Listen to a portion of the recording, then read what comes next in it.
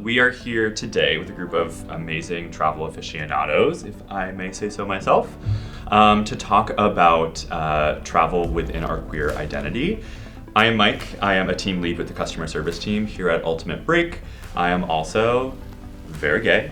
And I think since I started traveling, I was able to understand a lot more about my own identity and my own queerness by seeing how vibrant the rest of the world is. So we're gonna dig a little bit more into that and what it means for all of us to travel within our own unique identities.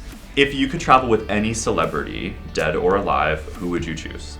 I would pick Carrie Fisher, who played Princess Leia. Yeah. She just was always so sassy and feisty, but also really open about her journey, and I loved her. Andrew, plain food. Do you like plain food or no? Love it.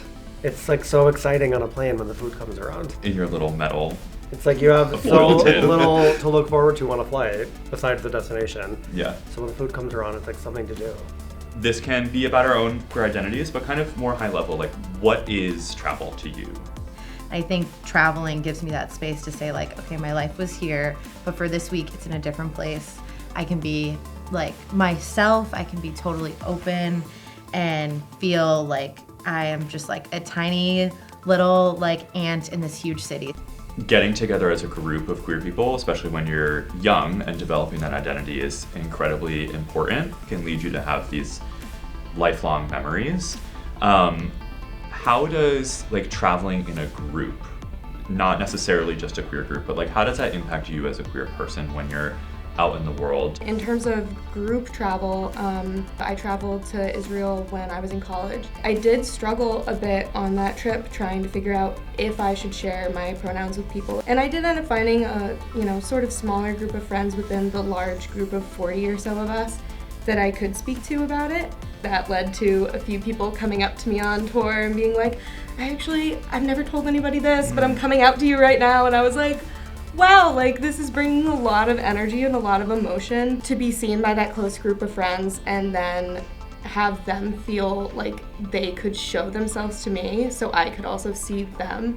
Like that was a very interesting just process through this 2 weeks we spent traveling throughout Israel. I'm curious if anybody else has had those kinds of experiences where you go abroad and you feel differently in a way that you like is a catalyst for changing back at home or feeling more empowered or confident back at home.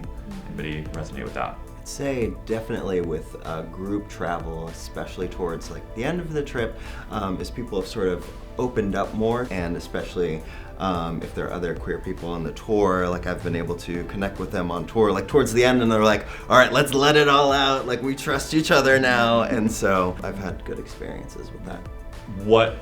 What do you do to feel unapologetically yourself when you're in a place that's uncomfortable or around a group of new people in an unfamiliar place? At least for me as a person of color, I manage two different identities. One of them I can't shut off.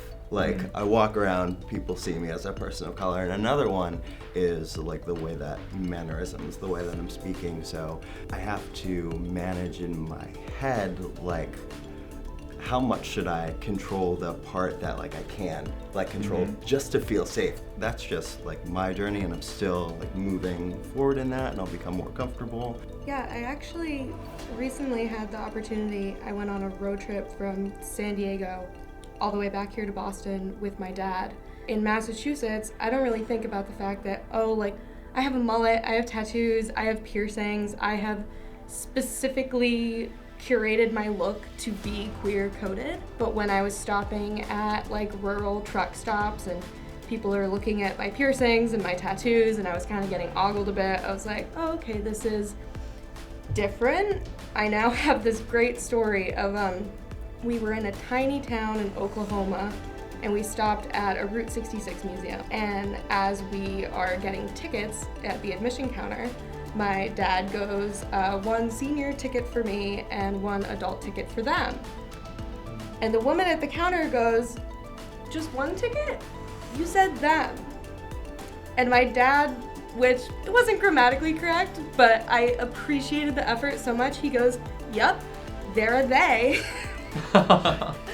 As we left, I told my dad that I would not have shared that if it wasn't for him being there. And he was like, well, why wouldn't you? People are never gonna learn if they don't meet people like you. And I the dichotomy of safety while also like being yourself unapologetically and just going out into the world and being like, yeah, you may not know anyone who's like me, but here I am, I still exist. I carried that with me the rest of the road trip and honestly, well, the rest of my life. I think traveling at a young age made me very aware of how much I would try to restrict certain behaviors that I would do that would show people that I was gay. Traveling, I think, gave me exposure to how much work I was putting in at home to alter the way that I am. And I think that helped me let that go. I felt like I owe it to my own community to start being unapologetic about who I am and the way that I live my life, because there's people out there in the world who don't even have the choice. I'm glad that you said that. I mean, I'm not glad that you feel that way, but like, I think both of you are hitting on a point of like, what can the people I travel with do? And then last question, what would you tell a young queer traveler who's nervous? I would say your identity is something that should be celebrated, and travel will help you celebrate it, and be aware of your surroundings, but be brave. And the last thing you should do is let your identity hold you back from living your life. I would just echo what everybody said. Trust your gut above all else. It is the best barometer. I think as queer people, sometimes we don't feel like the world is like made for us in a lot of ways, but we're made for the world. We're meant to be out here, and don't let the fear of traveling kind of hold you back. But if you can go with your gut and go with people that you love or trust, I think it makes for a beautiful experience.